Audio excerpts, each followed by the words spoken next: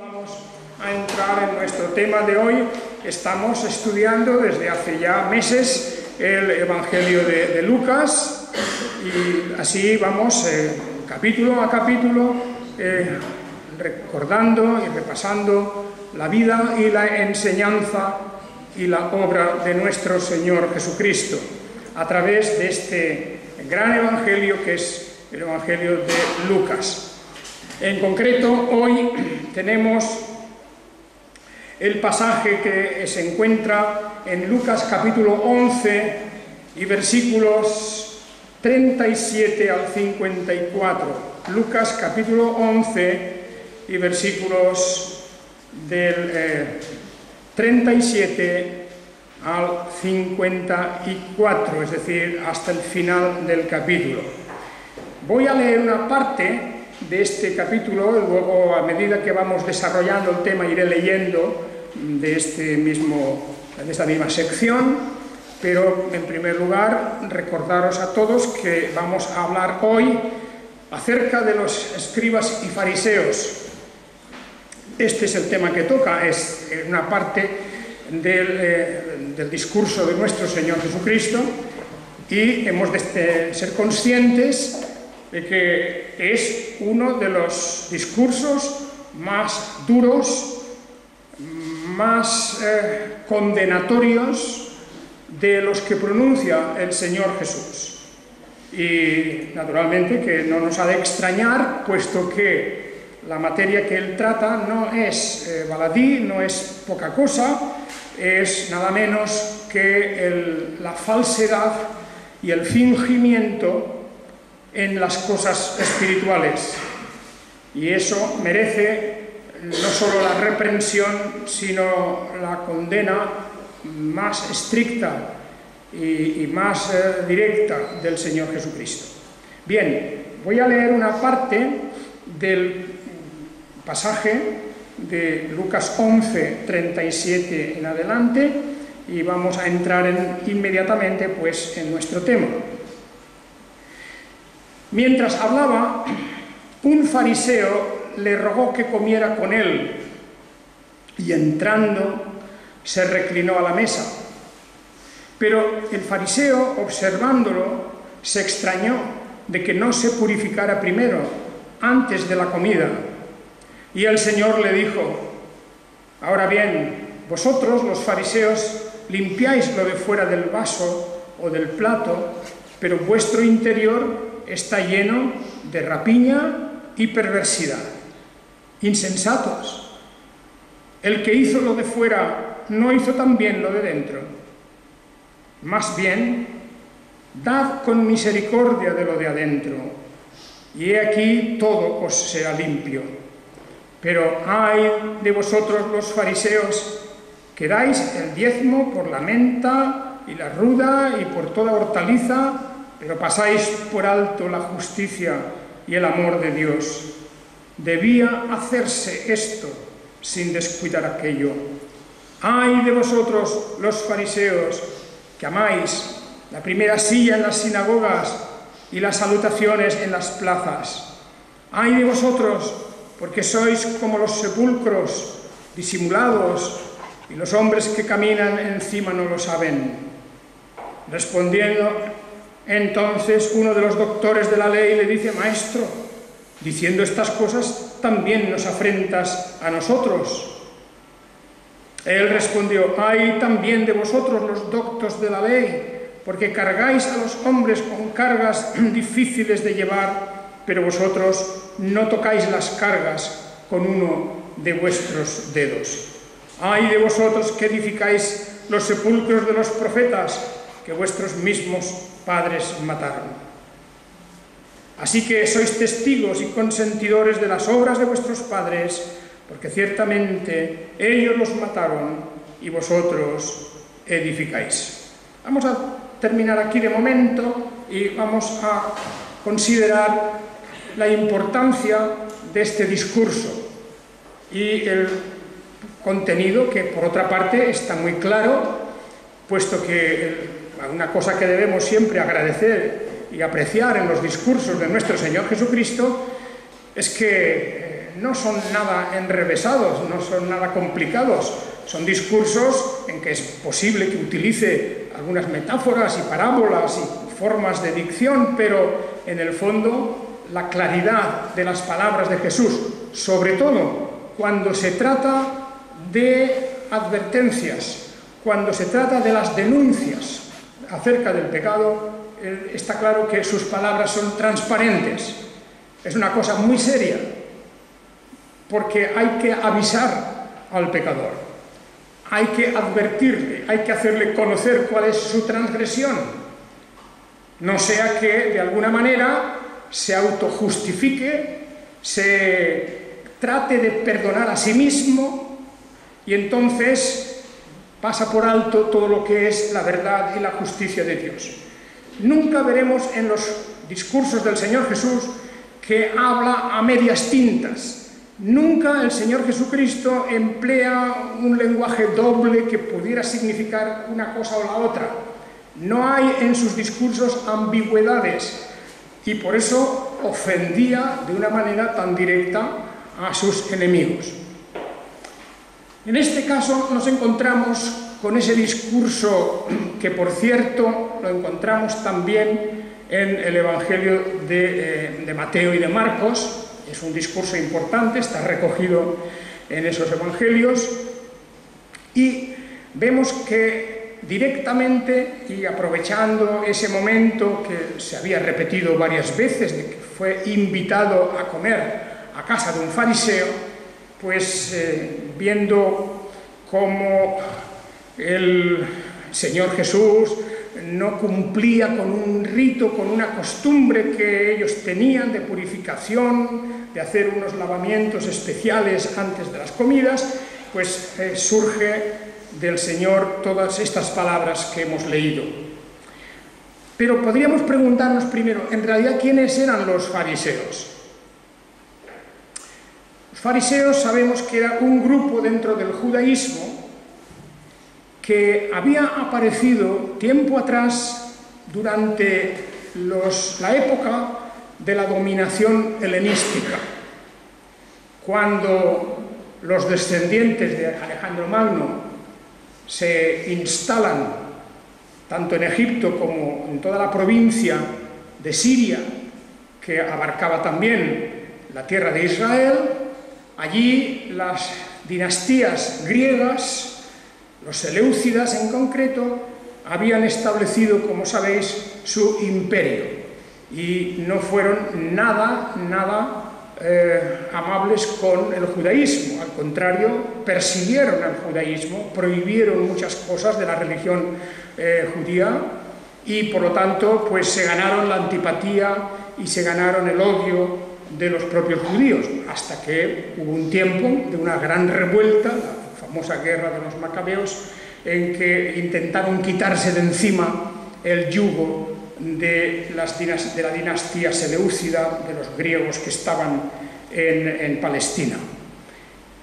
En ese tiempo en que la piedad y la religiosidad se habían ido poco a poco perdiendo y se habían ido contaminando con las prácticas paganas de los griegos, hubo un grupo de judíos que no estaban conformes con esto. Y este grupo vino a llamarse fariseo, que significaba, en principio, algo así como los que se apartan, los apartados. O también se podía traducir un poco como los compañeros, era una comunidad aparte. Habían formado estas personas que tenían en un principio muy buenas intenciones.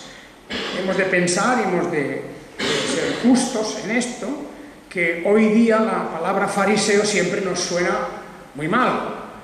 Claro, por el discurso del Señor Jesús, como el Señor Jesús nos los presenta y describe en su tiempo.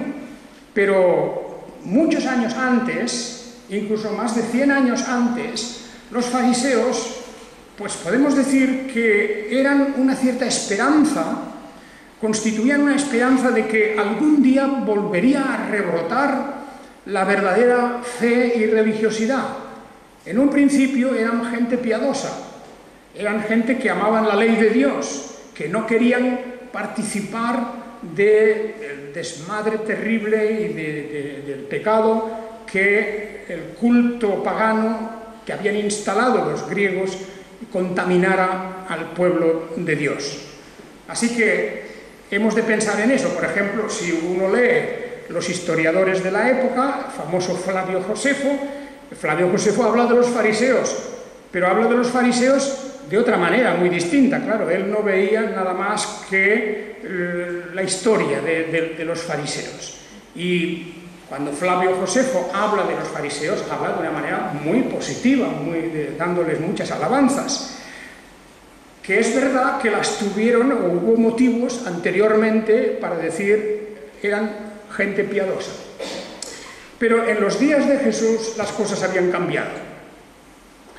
Los griegos habían desaparecido, ya no había la amenaza de la imposición del culto pagano, ya no existían las prohibiciones sobre el culto hebreo, porque el templo ya estaba abierto, porque los romanos, que en ese momento se hacen cargo de toda la cuestión civil y militar de la tierra de Israel, los romanos eran más tolerantes. En las cuestiones de religión no se intrometieron, dejaron que el culto fuera adelante, etc. Y poco a poco cambió el ambiente, la atmósfera en Israel, y estos que antes eran gente piadosa, que estaban allí como una especie de barrera en contra del paganismo, ahora los escribas y fariseos se habían convertido en lo que Jesús nos dice aquí, es decir, personas que solamente se ocupaban de la apariencia de las cosas.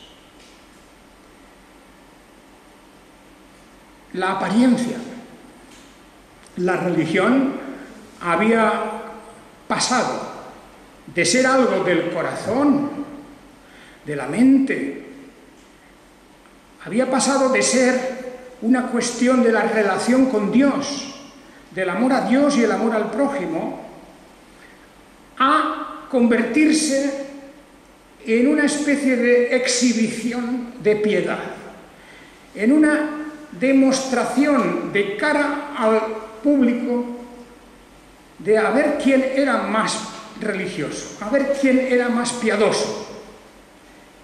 Y naturalmente acabaron cayendo en la cuestión de cultivar y de vigilar mucho y de interesarse sobre todo por las cosas externas, lo que podían ver los demás. Porque si era algo que no podía ver nadie, no le interesaba. No les interesaba la cuestión de la fe, del amor verdadero, de la misericordia, de andar en rectitud delante de Dios, en obras y en pensamientos. Todas esas cosas las tenían ellos a un lado. Lo que importaba era la apariencia. Y ahí tenemos, pues, la verdadera naturaleza de estos escribas y fariseos. Escribas eran también los doctores de la ley, eran prácticamente los mismos. La mayor parte de estos escribas, que eran eruditos, personas muy entendidas en la ley de Moisés en particular, pues estos, casi todos ellos eran también fariseos. No nos olvidemos, el apóstol Pablo también fue fariseo. Él mismo nos lo declara, como él había estado en este grupo de fariseos y por eso era tan ardiente perseguidor de lo que él pensaba que era una secta, la secta de los cristianos, de los seguidores del Mesías, de Jesús. Pero de vez en cuando nos encontramos algún fariseo, porque no podemos catalogar al 100% a todos los fariseos igual, porque dentro de eso hubo fariseos que verdaderamente eran buscadores del reino de Dios y de la verdad. Nos acordamos de Nicodemo, por ejemplo.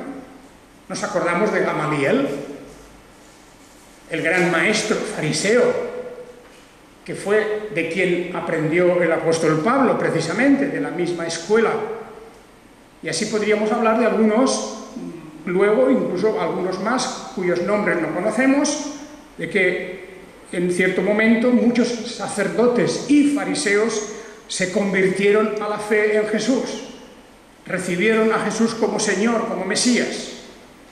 No todos, indudablemente, no todos perseveraron hasta el fin, no todos tuvieron las mismas buenas intenciones, porque más tarde nos encontramos, como el apóstol Pablo nos viene a contar en la carta a los Gálatas, por ejemplo, como de estos judaizantes, de aquellos que iban por las iglesias imponiendo la práctica judaica de la obediencia a la ley, pues muchos de ellos también habían estado o eran aún de los fariseos.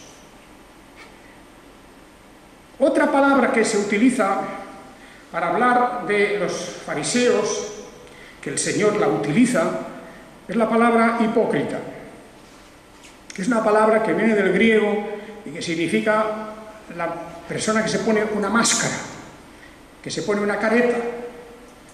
Los antiguos comediantes griegos, sobre todo el teatro griego tan famoso en la antigüedad, utilizaban mucho esas máscaras, las caretas que representaban pues la tragedia, o representaban lo cómico, o cualquier otra emoción. Todo eso estaba representado con caretas. Y el hipócrita era simplemente el que llevaba la máscara en el teatro. Y por lo que vemos aquí, se traduce esa palabra en el texto griego por ese término. Es como decir falso. Falso aparentando otra cosa. Los fariseos y los escribas reciben la denuncia de ser hipócritas, es decir, de llevar una máscara puesta, que es lo que corresponde aquí, cuando el Señor Jesús les dice: limpiáis lo de fuera del vaso o del plato, pero vuestro interior está lleno de rapiña y perversidad. Lo exterior tiene buen aspecto. Por fuera, si no investigamos, si no procuramos entrar en el interior, nos parece estupendo. Como tantas y tantas personas en el mundo, no solo en el mundo religioso, pues no hablemos del mundo político, por ejemplo, donde todos tienen una colección de máscaras según el momento y según la necesidad. La hipocresía, que significa en representar un papel que uno verdaderamente no siente. Es como hablar de lo contrario o en términos contrarios a lo que uno cree. Pero en esa situación y en ese momento tienen que fingir, tienen que representar su papel. Teatro. En definitiva, son actores de teatro. Yo personalmente por eso quiero deciros, no sé por qué, a lo mejor es una manía mía, pero no me gusta el teatro, no me gusta, simplemente. Bueno, claro, también podría decir no me gusta el cine, pero sí, es verdad que en realidad sí que me gusta, todo es representación. Pero el teatro es de una manera particular, porque tienes ahí delante, en carne y hueso, unas personas que están representando papeles que, bueno, no les corresponde muchas veces, etc. Eso es una pequeña alusión personal. Sea como sea, lo importante, lo grave no es el teatro, no es el cine. Lo grave es cuando eso se traslada a la iglesia o a otras actividades importantes de la vida. Porque cuando tratamos con una persona y entramos en la sospecha de que esa persona no nos está diciendo la verdad, no se presenta de corazón como es, sino que oculta detrás de esto un carácter diferente, unas intenciones diferentes de las que nos está transmitiendo, entonces verdaderamente vemos que hay una barrera, que no podemos comunicar con esa persona, que no nos podemos fiar de esa persona. Y por eso vemos a Jesús aquí denunciando todo esto que hemos leído y más cosas que encontramos también en los otros evangelios, el discurso paralelo que hay en Mateo capítulo 23, que también es importante leerlo porque son pasajes paralelos, y hay algunas cosas que no están aquí, y vemos cómo el Señor Jesús lo que denuncia es precisamente esto, que por fuera son una cosa, pero por dentro son otra cosa. Y toda la Escritura, toda la Biblia, toda la palabra de Dios nos está diciendo que debemos de ser transparentes, honrados en nuestro carácter.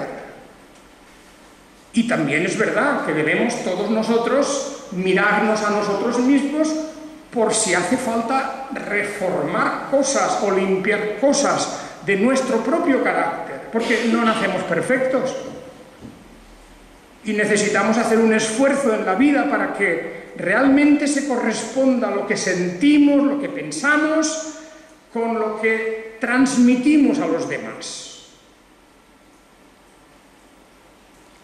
Por eso, una de las labores del reino de los cielos y del Mesías, del Rey de Reyes, será el impedir que al impío se le llame justo.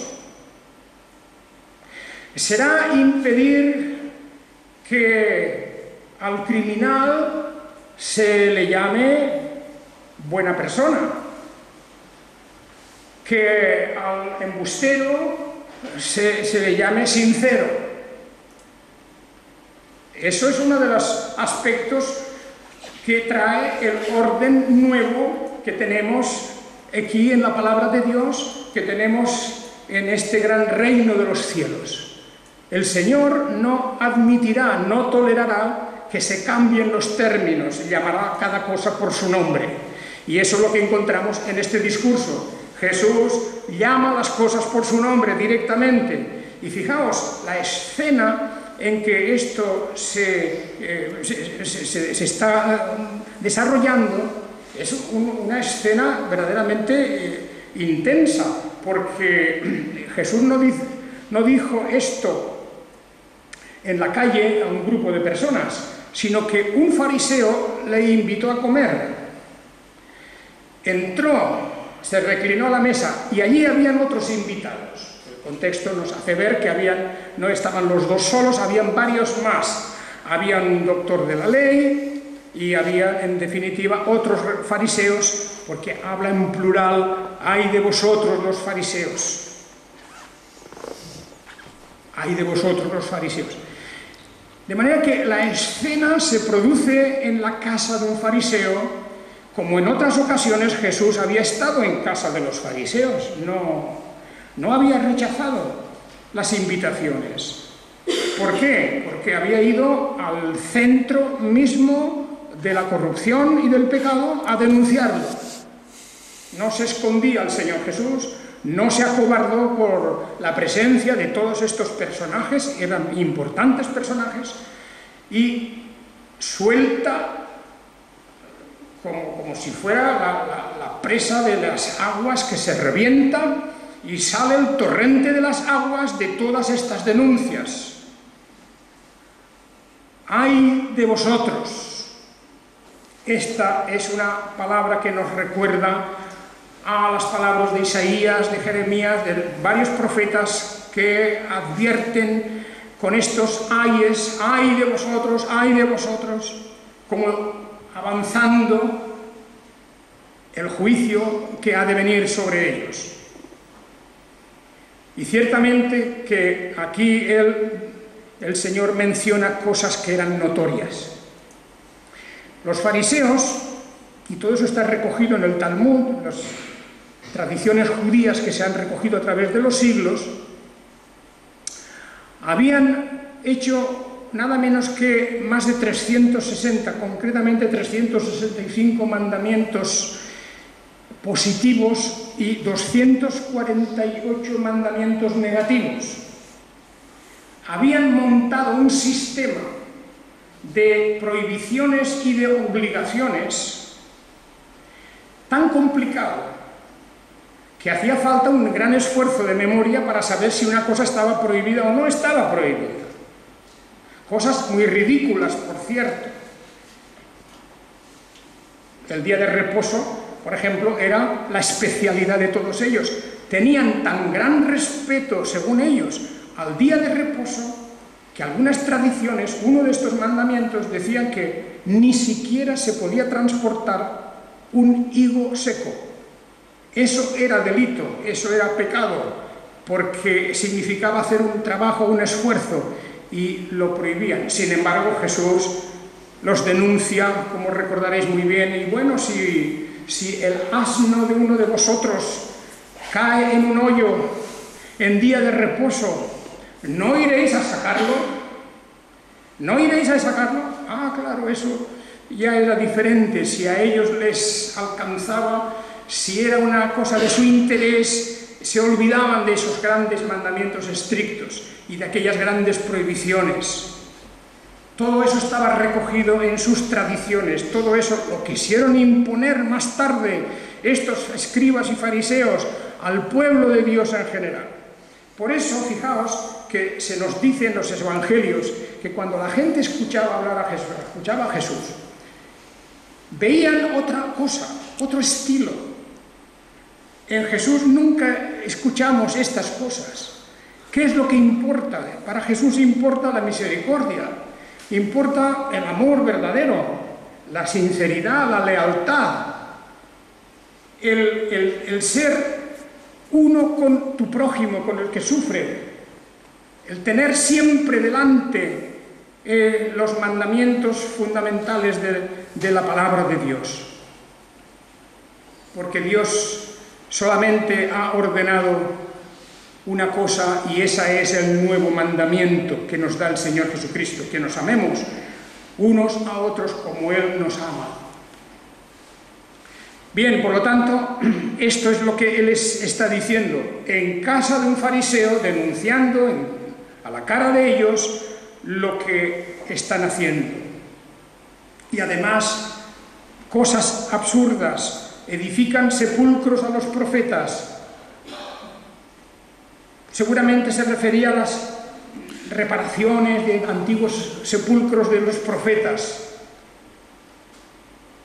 Los reparan, los adornan, etc. Pero resulta que están honrando aquí de esa manera a los profetas que habían matado a algunos de ellos sus propios antepasados, sus hijos o sus anteriores, o los que estaban antes que ellos. Dice, vosotros, vuestros padres han hecho esto. Entonces, bien, dice, ciertamente ellos los mataron y vosotros edificáis. ¿Qué quería decir eso? Pues que no se habían arrepentido de lo que habían hecho sus padres, no habían denunciado lo que habían hecho sus padres, cuidaban que el sepulcro estuviera bien, era un monumento. Siempre lo externo, lo exterior, la apariencia de todas las cosas. Y sobre todo, como vemos aquí, la carga que ponían sobre las demás personas, y ellos no tocaban ni con un solo dedo esa carga. Esto ocurre en las iglesias, y todos sabemos perfectamente que ocurre en las iglesias. Se ponen cargas encima de la gente, diversas cargas, prohibiciones, tienes que vestir así, pero no tienes que vestir de esa manera, puedes ir aquí, pero no puedes ir allá, puedes probar de esto, pero no puedes probar de lo otro, y así hay un nuevo fariseísmo en las iglesias, en muchas iglesias, y sin embargo es muy posible que descubramos que los responsables en esas iglesias, los dirigentes en esas iglesias, no se lo toman tan en serio, como si hubiera dos reglas, una para vosotros y otra para mí. Eso naturalmente lo vemos en otros mundos, como ya sabéis, en esos mundos muy parecidos a los de la Iglesia, que es el mundo de la política también, porque esas dos cosas van paralelas casi siempre. Lo mismo, exactamente lo mismo. Bien, ahí tenemos las denuncias contra escribas y fariseos. Y hermanos, Yo creo que ahí no es la última vez que se va a hablar de esto. Las denuncias van a continuar a lo largo del Evangelio hasta el final. Fueron los fariseos y los sacerdotes y los escribas que en un cónclave acordaron la muerte del Señor Jesús y la llevaron a efecto a través de una denuncia, de una traición de uno de los apóstoles, y consiguen enfrentar a Jesús con los romanos bajo la denuncia de sedición. Presentan a Jesús como el César, como un elemento peligroso que está agitando a la gente para revolverse contra el poder y la autoridad de Roma, lo cual era falso, indudablemente, pero van por ese lado, porque no pudieron nunca acusarle de nada en contra de la ley de Moisés. Siempre el Señor Jesús mostró su respeto a la ley de Moisés hasta el punto en que esa ley había sido de obligado cumplimiento. Pero ya con la venida del Mesías y a punto de terminar el antiguo pacto, la ley de Moisés iba a quedar completamente cumplida en la persona de Jesús.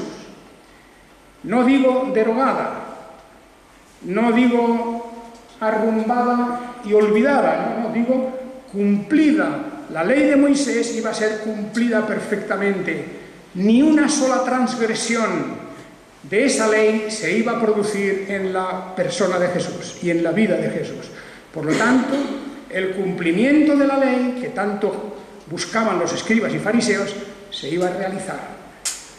Y el propio Señor Jesús nos va a transmitir a nosotros la justicia, la rectitud que viene por el cumplimiento de la ley, para que ninguno de nosotros sea jamás culpado de ninguna transgresión.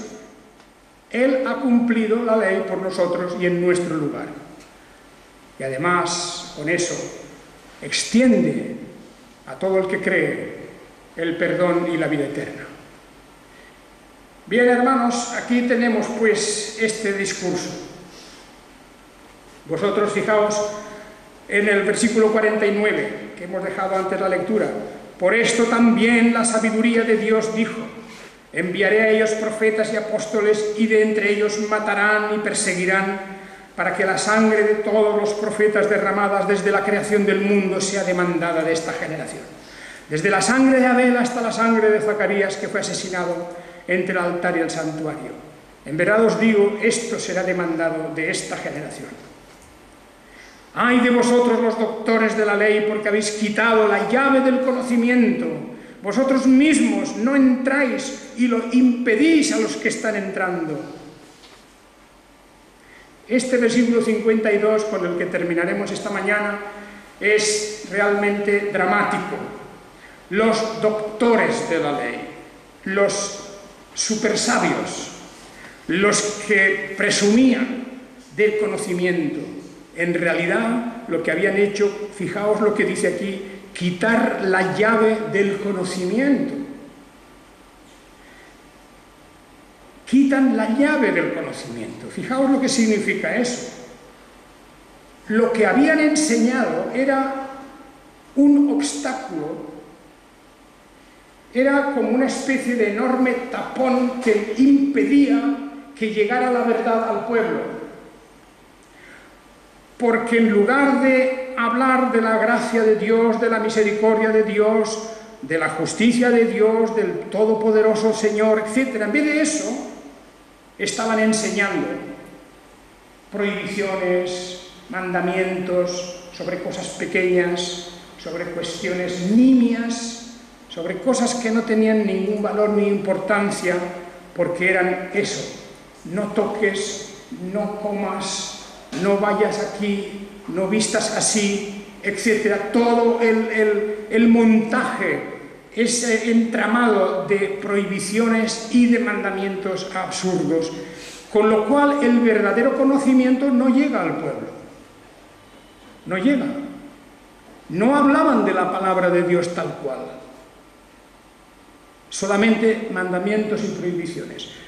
Esto continúa hoy todavía en el pueblo judío, pero en gran parte se ha trasladado también al cristianismo, a cierto tipo de cristianismo, a cierta clase de cristianismo, que todavía tiene un espíritu farisaico. Y esperemos y creemos que eso es una de las tareas que tenemos que cumplir nosotros en la vida de una verdadera comunidad o iglesia reformada, que tiene que ir a buscar la esencia del Evangelio, a buscar lo que de verdad constituye el tuétano de la verdad, el centro mismo de la enseñanza cristiana. Y es que el Señor Jesucristo es el camino, es la verdad, es la vida, que nadie puede llegar al Padre si no es por Él, y que en Él tenemos el perdón de nuestros pecados. Vayamos a la esencia del Evangelio, porque todos esos adornos, o todos esos feos adornos, horribles, que quieren colocar muchos en la religión, no hacen más que estropear la belleza del Evangelio de nuestro Señor Jesucristo. Por eso, muy bien dicho estaba, en palabras del Señor Jesús, esta advertencia: ¡ay de vosotros, escribas y fariseos!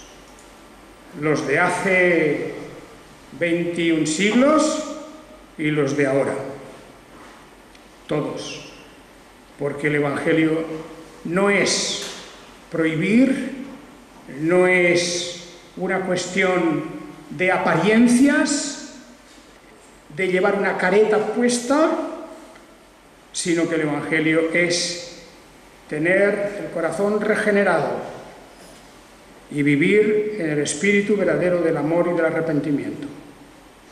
Que el Señor os bendiga. Amén.